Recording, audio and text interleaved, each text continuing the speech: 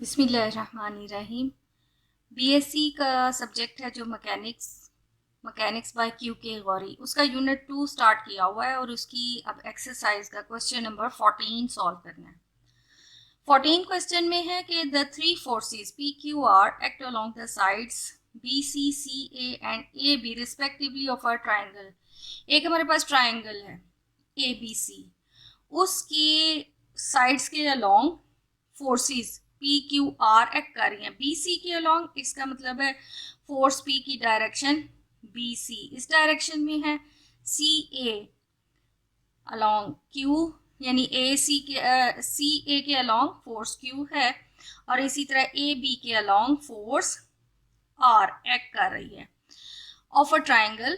Prove that if this is equal to 0 then the line of action of the resultant passes through the circumcenter of the triangle।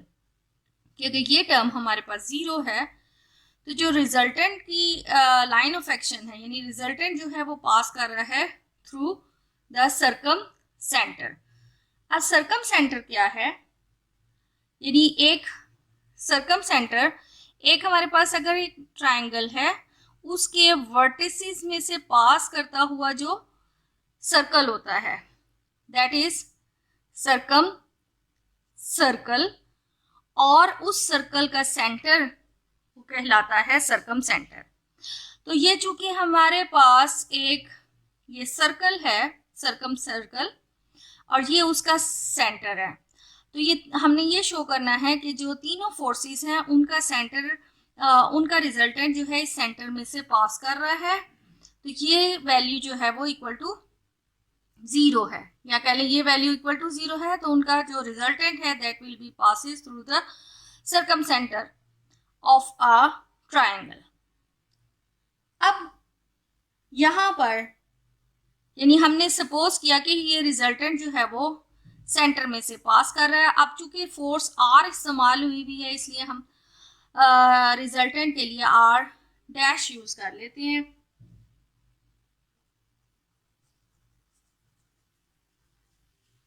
Late R dash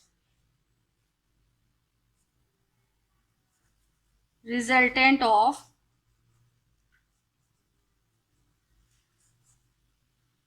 three forces passes through the circumcenter O में से हमारे पास यहां से resultant पास कर रहा है। अब bye वेरिगन्स theorem, अब वेरिगन्स थ्योरम जो है अगर किसी ने नहीं पढ़ा तो ऊपर इसका लिंक जो है वो शेयर कर दीजिएगा, तो वो आप वेरिगन्स थ्योरम वहां से भी देख लें। लेकिन मैं अब थोड़ा सा आपको आइडिया भी दे दूं कि वेरिगन्स थ्योरम ये है कि रिजल्टेंट जो फोर्स तमाम फोर्सेस हैं उनका रिजल्टेंट का moment that is equal to जो जितनी भी फोर्सेस हैं उनके मोमेंट्स के सम के इक्वल होता है। ठीक है, तो अकॉर्डिंग टू द वेरिगन्स थ्योरम अब हमारे पास लेट्स से कि ये फोर्स आर डैश है, हमने इसका मोमेंट निकाला, वो चूंकि ओ में से ही पास कर रहा है तो उसका ओ में से पास कर रहा है इसलिए उसका perpendicular distance that is 0 is equal a force P है। अबाउट ओ हम चेक कर रहे हैं तो फोर्स P, और फोर्स P यहाँ पर है और फोर्स P का ये परपेंडिकुलर डिस्टेंस जो है ये O से ये OL है। नाउ परपेंडिकुलर डिस्टेंस OL, इसी तरह फोर्स हमारे पास Q, उसका परपेंडिकुलर डिस्टेंस है OM and plus R force और उसका परपेंडिकुलर डिस्टेंस आ गया ON।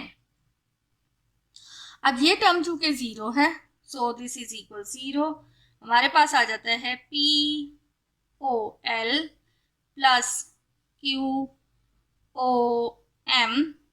Plus RON that is equal 0। अब इतना काम है कि हम ये परपेंडिकुलर डिस्टेंसेस जो हैं वो कैलकुलेट कर लें। अब हमने सबसे पहले O L perpendicular distance calculate करना है। अगर ये हम एक देखें तो चूंकि ये ओ एल बिल्कुल परपेंडिकुलर ड्रॉ हुआ है एंगल, तो ये एक राइट एंगल ट्रायंगल है। अब ये हमारे पास जो ये कंप्लीट है, ये एंगल ए है। तो यहाँ पर एक बात याद रखें कि यहाँ पर ये हमारे पास जो एंगल ए है, यहाँ ये जो ये सरकमफ्रेंस पर जो एंगल ए इस ट्रायंगल का जो बना है, ये सरकम सेंटर से जो यहाँ पर ये हमारे पास एंगल बना होता है, ये इससे डबल है। ठीक है, जितना ये एंगल है, तो अकॉर्डिंग टू ज्योमेट्री रूल्स जितना ये एंगल है, तो ये सरकम सेंटर पर जितना ये एंगल बना हुआ है, ये इससे डबल है। यानी ये अगर ए एंगल है तो ये 2a है, और ये चूंकि उसके बिल्कुल मिड पे ड्रॉ हुआ है, तो इसका मतलब है ये इतना एंगल जो है वो एंगल ए है। यानी यहाँ से यहाँ तक एंगल ए है, जबकि ये इधर से यहाँ तक पूरा एंगल जो है वो 2a है, डबल ऑफ एंगल ए। अब अगर हमने यहाँ पर perpendicular distance O L calculate करना है, तो ये हमारे पास एक राइट एंगल ट्रायंगल है। ये हमारे पास जो ये वैल्यू है, ये राइट एंगल है। जब अगर हम ये एंगल ए ले रहे हैं, तो ये हमारे पास इसके सामने जो है ये परपेंडिकुलर आ जाएगा, और ये साइड जो है वो बेस बन जाती है। ठीक है, तो अब in a triangle L O B हमारे पास ये जो एंगल एल ओ बी है, ये एंगल ए कैलकुलेट हुआ है। अब ट्रायंगल हमारे पास है ओ एल बी, तो इसके मुताबिक perpendicular over hypotenuse, we know that this is equal angle होता है। तो ट्रायंगल जो ओ एल बी है उसमें ये परपेंडिकुलर था। इट मीन्स हमारे पास ये हमने यहाँ पर चूंकि हमने ओ एल कैलकुलेट करना है, तो हम यहाँ पर ये हमने बेस कैलकुलेट करनी है। सो बेस ओवर हाइपोटेनस, यानी कि ये आ जाता है cos थीटा। तो यहाँ ये हमने ओ एल यानी कि बेस ओवर हाइपोटेनस, हाइपोटेनस की वैल्यू है ओ बी, और एंगल हमारे पास है cos ए।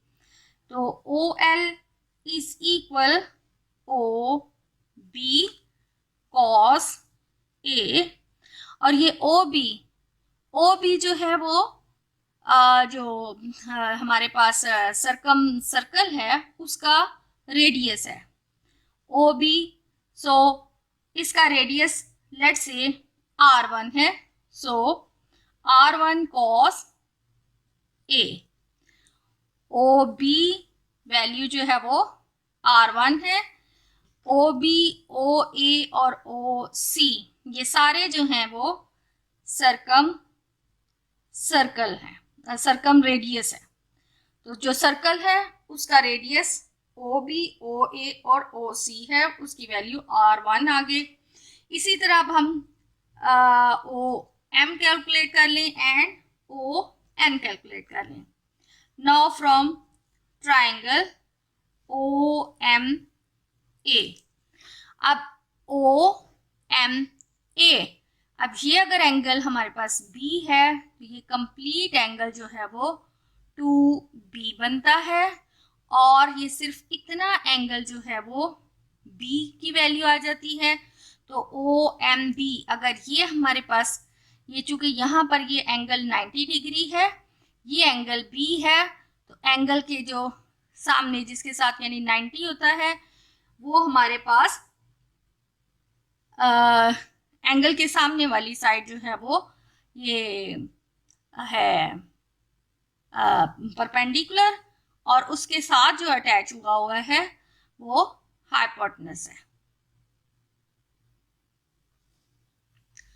सो अब ट्राइंगल जो ये ओ एम ए है उसके मुताबिक हमारे पास आ जाएगा बेस